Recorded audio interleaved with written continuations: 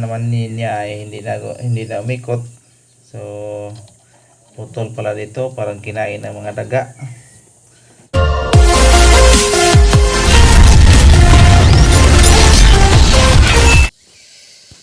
Welcome naman sa ating channel mga kabrad. Mayroon na naman tayong gagawin na isang power amplifier, karaoke power amplifier stereo EB302. Bale ipapagawa rin to kasi ito na mga button dito ay tanggal na. So yan ang ating i-plaster. Yan, wala na yung mga handle niya, mga button, pati ang switch wala nang button niya, yung handle button. Sabi naman ng mga ere ito may tunog daw to, pero may natanggal ito sa may niya, volume control sa balance. So ito ay pinalitan ko na to ng bago na to nakalagay nito, nakakabit. Tapos lilinisan na lang. At itong mga button ay plaster natin to, lagyan ng pandikit kasi natanggal. Pati naman ang power switch niya natanggal. So na-over sa kala siguro na to persahan ang pagtanggal. Hindi nila kinuha ng tornilyo dito na nasa ilalim kasi hindi naman maabot ng kamay o daliri. Siguro silang pantanggal ng mga tools or long nose. So yan ang i-plaster natin at subukan natin patunogin mamaya pag natapos natin na madikit to saka dito. So tingnan natin ang loob.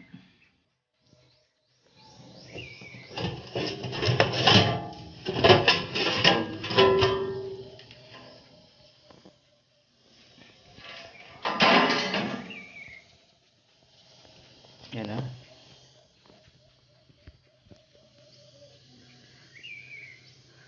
lumang-luma na to, parang matagal na to na hindi na gamit.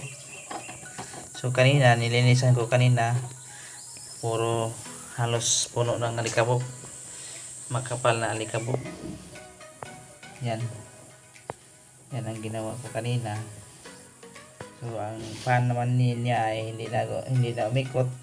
So putol pala dito, parang kinain ng mga daga. Ang wire na to putol.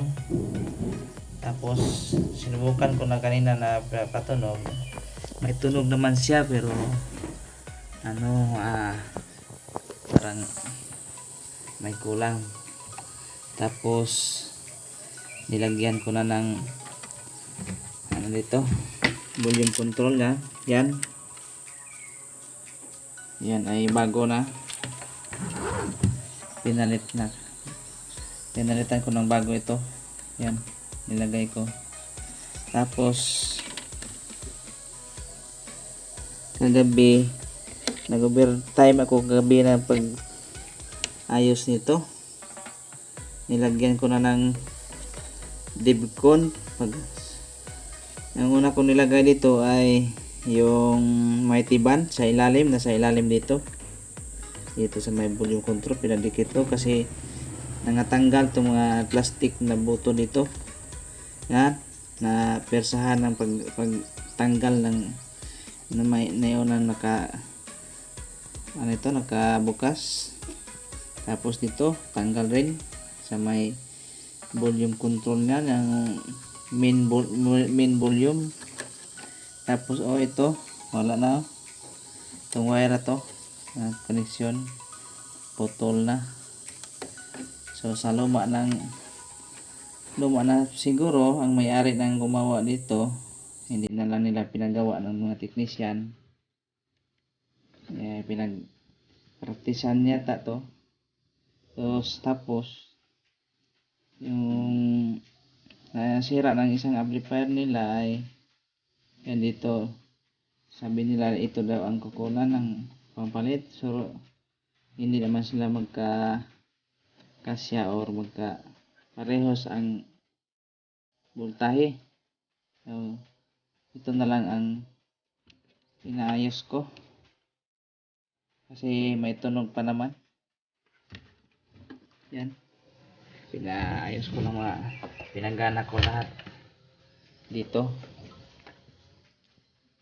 Ang knob nito, yung mga knob na nawala ay siguro wala na, missing na dahil sa katagalan ng naka-stack to sa bodega nila o sa bahay nila. Hindi na nila tandaan kung saan nalagay yung mga knob dito, kaya pinagawa nila dito sa akin. Yan ay ang ipapalit. Ito daw ang pakukunan ng pisa sa isang amplifier na pinapagawa nila. Ipapakita ko. Yan o. Yan na amplifier na yan. Megamax. Ay nasunog ang primary winding ng transformer niya. Tapos hindi naman niya pagawa kasi mahal daw ang pagpa-rewind. Kaya ito daw ang pagkakahuyan niya. So maganda pa man tong tunog ng amplifier na to.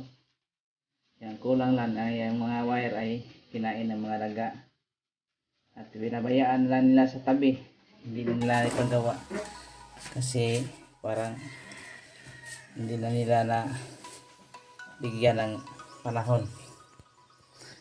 May nagkaroon ng bagong amplifier. Tapos ito ang gusto nilang ipalipat ang mga pisa dito sa amplifier na to, pero hindi naman magkakasya kasi ang board ay ang kakaiba ang control nito. May equalizer, tapos ng mga control niya hindi naman magkakasya ang supply ng mga voltahe. Pero itong amplifier na to ay ang kulang lang nito ay ang transformer niya, yung toroidal transformer na nasunog. Hindi rin nila natandaan kung saan na nalagay yon. Ay tinanso daw nila ang transformer na yung tanso ang bininta. Tapos ito binabayaan, hindi na nila napagawa. So ang kulang lang nito ay transformer. Tapos itong luma naman ay yan ang gumana pa. Ito na lamang ang pinapagana kasi maganda pa naman ang boses nito. Yan o, kahit wala nang siyang mga knob sa volume niya, bass, mid, treble, saka balance at saka main volume. Pero okay lang naman yan kasi may tunog naman. At dito puno ng kalawang, nililinisan ko na yan kanina kasi ang kapala naman ng alikabok. At yan din ang connector ng input ng jack sa DVD. Yan ang transformer niya. Ang gusto nila ay itong transformer na to ay ilagay sa isa na amplifier, pero hindi naman siya magkakasya kasi iba-ibang supply, hindi yan makagana sa isa, kaya ito na lamang ang pinapagana. Okay.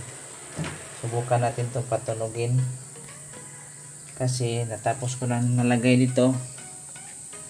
Ito bago na yan, pinadikit ko, nilagyan ko ng may tiban saka epoxy adibcon. So maganda na pagkadikit ng adibcon, dumikit na mabuti. Kulang na lang ito ay testing natin, patunugin. Sayang naman ang amplifier na to kung i-jang at saka binta ng mga magbubuti o sa junk shop na gumana pa naman, malakas pa. At maganda pa naman ang boses nito. Okay, ating subukan. Yan. Saksak natin ang amplifier. Kung nakakunik na yan ang DVD. Ito ang DVD. Subukan natin patunugin. On. At may ilaw pa naman ang indicator light niya. Tapos yung blower naman ay umikot na.